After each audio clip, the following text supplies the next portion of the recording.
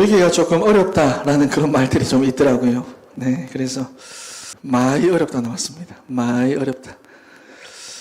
자, 율법의 기능은 무엇이라고 했습니까? 율법의 기능이라고 하는 것은 죄를 깨닫는 것이다. 그래서 죄가 깨달아지면은 5대 제사를 드린다 그랬습니다. 그래서 5대 제사에는 번제가 있고 소제가 있고 화목제가 있고 속죄제가 있고 속건제가 있다. 그런데 이 제사를 드리는 방법에는 4가지가 있는데 화제, 불로 태워 드리는 거, 전제, 요제, 거제가 있다 그랬습니다. 그리고 제사의 순서 6가지는 어렵습니까? 제사의 순서 6가지는 계속해서 반복을 할 거예요. 제사의 순서 6가지는 제물을 가져오고 첫 번째로, 그리고 안수하고, 그리고 세 번째는 도살하고, 네 번째는 가죽을 벗기고, 5번째는 각을 뜨고, 6번째는 불로 태운다 그랬어요. 자, 여러분, 그러니까 모든 제사는 근본적으로 무엇과 관련이 있는 것이다라고 하니까 모든 제사는 근본적으로 죄와 관련이 있다라는 것입니다. 죄와 관련이 있다라고 하는 것이고, 그리고 제사는 사람이 하는 것 같지만 하나님께서 자기의 아들을 통해 행하실 구속 사역을 보여주는 것이다 그랬습니다. 자, 그리고 오늘 5번째 속건제입니다. 자, 첫 번째로 속건제의 종류인데, 속건제는 히브리어로 아샴이라고 하는 말입니다. 자, 어떤 뜻이냐 하니까 보상, 배상 이런 말입니다. 자, 그러니까 속죄제와 속건제는 둘 다 죄를 사하기 위해서 하는 제사인데, 속건제는 죄사함과 더불어 배상의 성격이 강하게 나타난다. 이 차이가 있습니다. 배상을 한다 하는 거예요. 자, 그래서 본문을 보면은 우리가 오늘 다 읽었는데요. 제사법에 대한 설명은 없고 배상에 대한 설명만 나오는데, 제사법은 평민 개인이 드리는 속죄제하고 동일합니다. 네, 동일합니다. 그래서 배상의 성격이 강하다라는 것을 기억하시면 됩니다. 자, 레위기 5장 14절 말씀부터 보시면은 속건제에 대한 내용이 나오는데 14절에서부터 16절까지는 여호와의 성물에 대한 죄를 범했을 때 드려지는 속건제가 나옵니다. 여러분, 여호와의 성물이 무엇입니까? 성물. 마이크 잘 안 됩니까? 여호와의 성물이 무엇입니까? 이스라엘 백성들이 하나님 앞에 드린 모든 것이 다 성물입니다. 다른 말로 하면 예물, 제물, 첫열매, 11조 이거 전부 다 성물입니다. 자, 하나님께서 모세에게 창세기 보면 그 출애굽기 보면은 설계도를 주시고 그 설계도대로 성막을 만들어라 하셨어요. 그런데 그냥 보면은 성막은 천막입니다. 천막에 불과한 겁니다. 그런데 그 천막이 어떻게 성막으로 바뀌느냐? 주전 1445년도 BC 1445년도 1월 1일, 그러니까 출애굽한 지 2년 차 1월 1일 되는 그 해에, 그날에 성막이 만들어졌는데 우리가 볼 때는 여러분 그냥 천막이에요. 그런데 민수기 7장 말씀을 보면은 그 천막에다가 기름을 바르는데 아무 기름을 그냥 막 바르는 것이 아닙니다.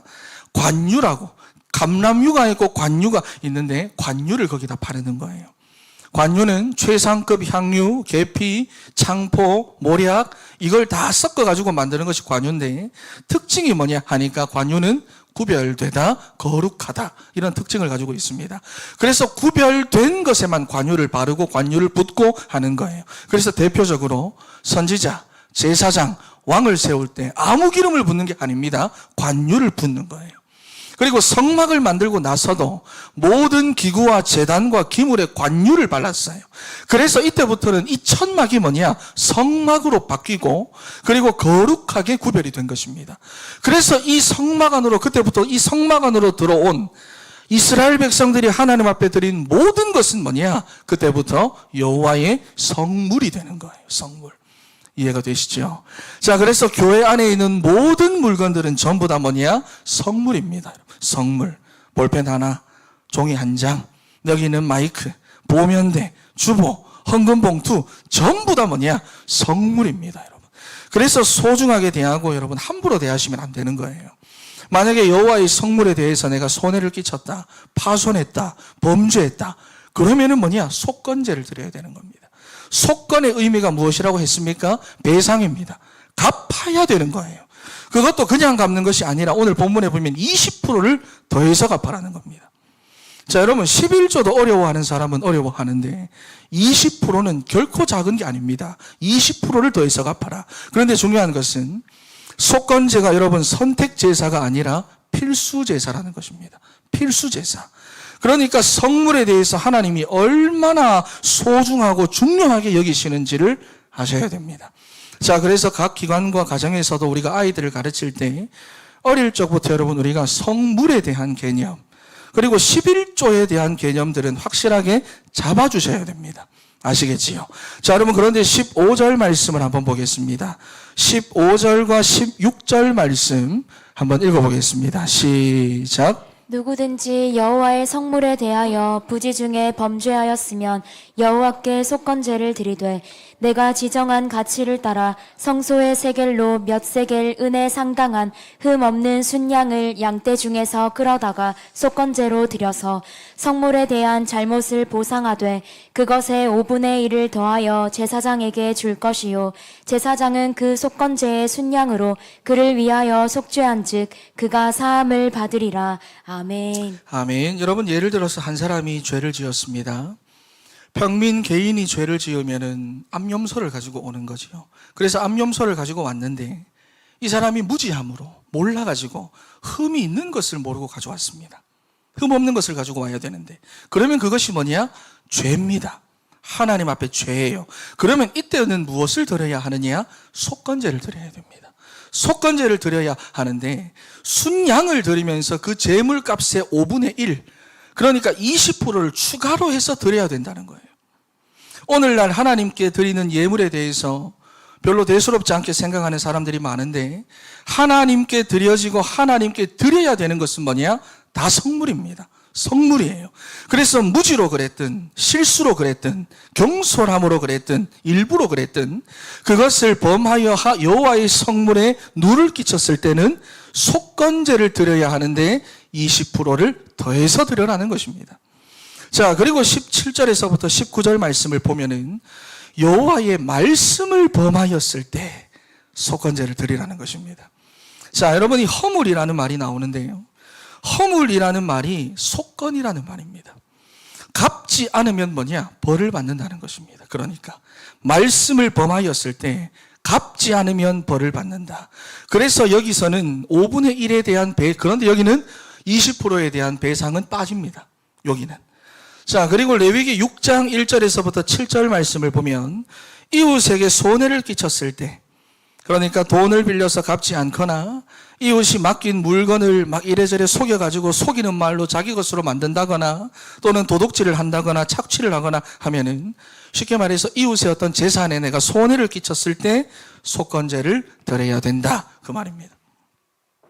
여러분, 그런데 중요한 것은 죄를 깨닫게 되면 속건제를 드리기 전에 먼저 나 때문에 손해를 본 그 사람한테 가서 원래의 것과 20% 추가를 갚고 그리고 나서 속건제를 드리라고 말씀을 합니다. 속건제를 드리기 전에 이미 다 형제하고 화목할 거 다 하고 나서 드리라는 거예요. 안 그러면 하나님 받지 않으신다는 것입니다.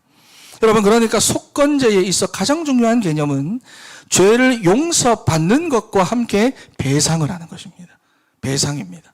배상을 하는 것인데 여호와의 성물에 손해를 끼쳤을 때는 하나님께 20%를 추가로 갚고 사람에게 손해를 끼쳤을 때는 그 사람에게 20%를 추가로 갚는다. 되셨죠?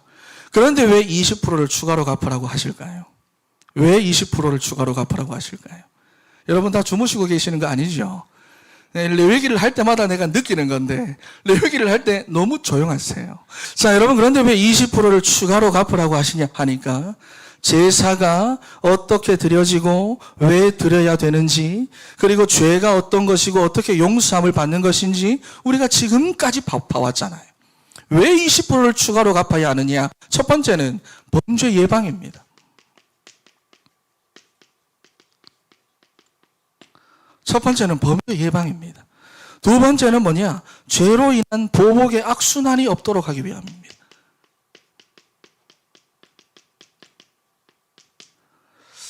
자, 여러분, 사람 관계에서도 그렇고 하나님과의 관계에서도 마찬가지고요. 그래서 뭐냐? 보복의 악순환이 없도록 보상하여 갚으라는 것입니다.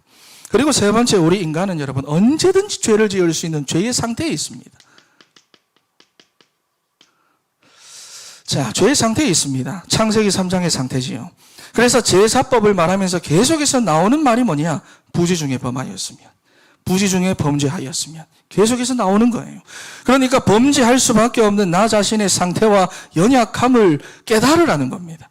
나는 죄를 지을 수 있는 존재라는 것을 깨닫고 나를 위하여 십자가 지신 그리스도 안에서 계속해서 하나님만 바라보고 하나님만 의지하라는 하나님의 사랑이 담겨 있는 것입니다. 20% 갚아라는 것은. 여러분, 그러니 그리스도의 사랑으로 죄 사함의 은혜를 받은 우리는 여러분 이제는 정말 죄를 따라 살아가지 말고 말씀을 따라 성령의 인도를 받으며 살아야 할 줄로 믿습니다. 그것이 바로 뭐냐? 속건제입니다. 그런데 여기까지 알면 그냥 문자적으로만 보는 거예요. 여러분, 그래서 두 번째로 속건제물이 되신 예수 그리스도입니다. 여러분, 죄와 관련이 없는 제사도 있다 하지만 근본적으로 모든 제사는 뭐냐? 죄와 다 관련이 있어요. 자, 여러분, 성경에서 말하는 죄가 무엇입니까? 죄. 성경에서 말하는 죄는 하말티아입니다. 빗나간 화살이라는 뜻입니다. 그러니까 하나님께서 창조하신 원래의 모습에서 벗어난 상태입니다. 하나님이 창조하신 창조의 의도와는 다르게 살아가는 것을 죄라고 하는 것인데 누구에게 우리가 죄를 지은 것입니까? 누구에게 죄를 지은 것입니까? 사단은 우리 인간이 죄를 짓도록 속인 존재고, 그렇지요. 우리가 사단에게 속아 죄를 지은 대상은 하나님이십니다. 그러니까 우리가 하나님께 죄를 지었어요. 그래서 우리의 죄값을 누구에게 갚아야 하는 겁니까? 사단이 아닙니다. 이래 버리면 이단이 되어버리는 거예요. 사단이 아니라 누구에게 갚아야 합니까? 하나님의 공의 앞에 갚아야 되는 것입니다. 여러분, 그런데 사람들이 보면은 옛날에 잘못한 것을 가지고 또 말하고 또 말하고 또 말하고 또 말하고 그러지요. 왜냐하면은 그만큼 상처가 되었기 때문에 그렇게 말하는 겁니다. 그래서 여러분, 죄라고 하는 것은 갚아야 하는데 그것도 적당하게 그냥 갚는 것이 아니라 아예 생각조차 나지 않을 정도로 확실하게 갚아야 하는데, 다시 생각나지 않고 그 상처가 다 치유가 될 정도로 확실하게 갚아야 하는데, 그런데 그리스도께서 자기의 몸을 들여 다시는 생각나지 않을 정도로 그 하나님의 공의 앞에 확실한 배상물, 확실한 대속물이 되어주셨다는 것입니다. 그래서 마가복음 10장 45절 말씀에 인자가 온 것은 섬김을 받으려 함이 아니라 도리어 섬기려 하고 자기 목숨을 많은 사람의 대속물로 주려 함이라 그랬습니다. 여러분, 그리스도께서 완전한 대속물이 되셔서 하나님의 공의 앞에 우리의 모든 죄의 값을 갚아주신 거예요. 대속물이라고 하는 것은 이 의미가 있습니다. 갚아주신 거예요. 디모데전서 2장 6절 말씀에도 보면은 그가 모든 사람을 위하여 자기를 대속물로 주셨으니 기약이 이르러 주신 증거니라 그랬습니다. 모든 사람을 위한 속전으로 그리스도께서 자기를 드리신 거예요. 그래서 히브리서 8장 12절 말씀에 내가 그들의 죄를 다시 기억하지 아니하리라. 히브리서 8장 말씀 한번 찾아보겠습니다. 읽어보겠습니다. 시작. 내가 그들의 불의를 긍휼히 여기고 그들의 죄를 다시 기억하지 아니하리라 하셨느니라. 아멘. 여러분, 그러니까 그리스도 안에 있는 우리를 하나님은 이제는 죄인이라 생각하지 않으시고 자녀라고 생각하는 거예요. 믿습니까? 여러분, 아이들이 아무리 잘못을 해도 자녀잖아요. 부모가 잘못했다고 아이들을 죄인으로 보진 않잖아요. 그리스도께서 대속물이 되셔서 우리의 모든 죄값을 완전히 갚아주심으로 우리는 영원한 하나님의 자녀가 된 줄로 믿습니다. 그런데 무엇이 남아 있습니까? 무엇이 남아 있습니까? 상태가 남아 있어요. 현장의 상태가 남아 있어요. 내 상태도 남아있는데 현장의 상태가 또 남아있어요. 그러니까 언제든지 죄를 지을 수 있는 창세기 3장이라는 하나님을 떠난 근본 상태가 남아있어요. 그리고 사단이 실제 우리 인생의 주인 노릇하고 세상의 임금 노릇을 하고 있는 그 영적인 문제가 남아있습니다. 그러니까 사람들은요, 여전히 나 중심, 물질 중심, 성공 중심으로 내가 원하는 대로 하며 살아가다 보니까 뭐냐? 하나님과 관계가 깨질 수 있고 사람과의 관계가 깨질 수 있고, 그래서 오늘 본문에 보니까 하나 여호와의 성물을 범할 수 있고 하나님의 말씀을 범할 수 있고 다른 사람의 마음이나 생각이나 물질에 손해를 줄 수도 있다라는 거예요. 여러분, 그래서 디모데후서 3장 1절 말씀부터 보면은 바울이요, 너는 현장의 모습을 알아야 된다. 너는 이것을 알아야 된다. 그러면서 바울이 디모데에게 무엇을 말합니까? 자기가 현장에서 봤던 거, 앞으로 현장에서 나타나게 될 거, 그걸 말하는 거예요. 사람들은 자기를 사랑하며 돈을 사랑하며 자랑하며 교만하며 비방하며 부모를 거역하며 감사하지 아니하며 거룩하지 아니하며 무정하며 원통한 거 풀지 아니하며 모함하며 절제하지 못하며 사나우며 선한 것을 좋아하지 아니하며 배신하며 조급하며 자만하며 쾌락을 사랑하기를 하나님 사랑하는 것보다 더하며 경건의 모양은 있는데 그 능력은 부인한다. 여러분, 이것을 유언으로 바울이 디모데에게 남겨준다는 거예요. 여러분, 그러니 우리는 완전한 대속물이 되셔서 하나님의 공의 앞에 우리의 모든 죄값을 완벽하게 갚아주신 그리스도의 그 은혜를 받은 자로서 우리가 어떤 삶을 살아가야 합니까?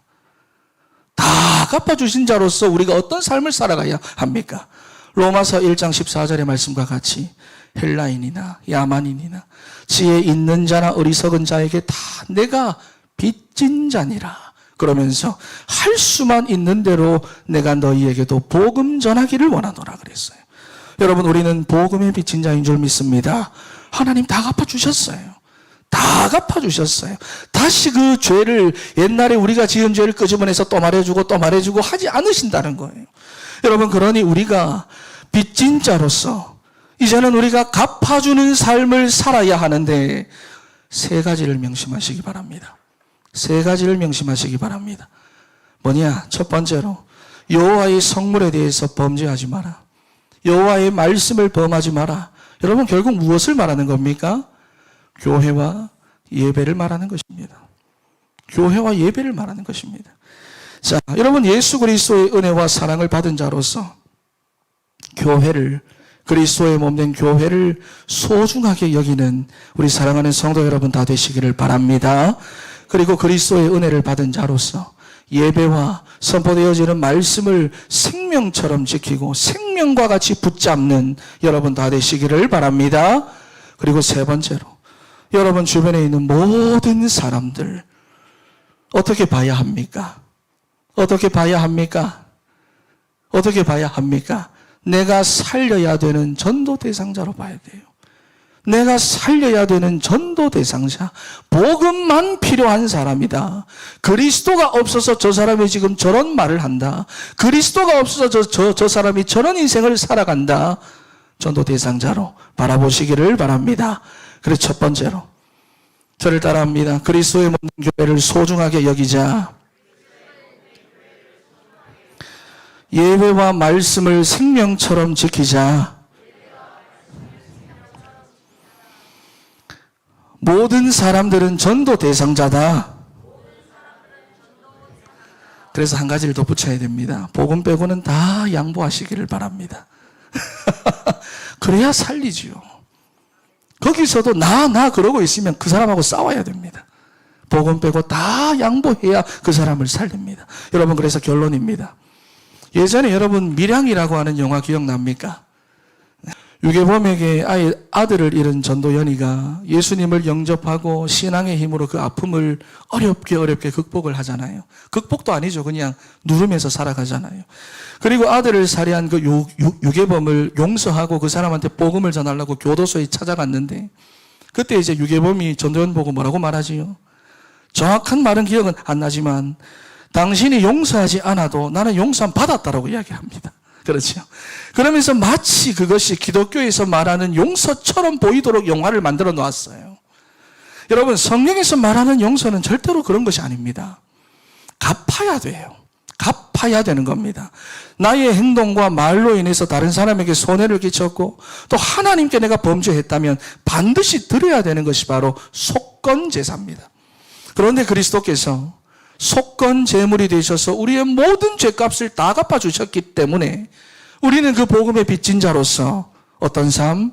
전도자의 삶, 예배자의 삶을 살아가야 하는 줄 믿습니다. 그래서 세 가지. 그리스도의 몸된 교회를 소중히 하게 하시고 예배와 말씀을 생명처럼 붙잡으시고 모든 사람을 살려야 될 전도 대상자로 바라보셔서 속건제의 삶을 살아가는 우리 진천의 성도 다 되시기를 바랍니다. 기도하겠습니다.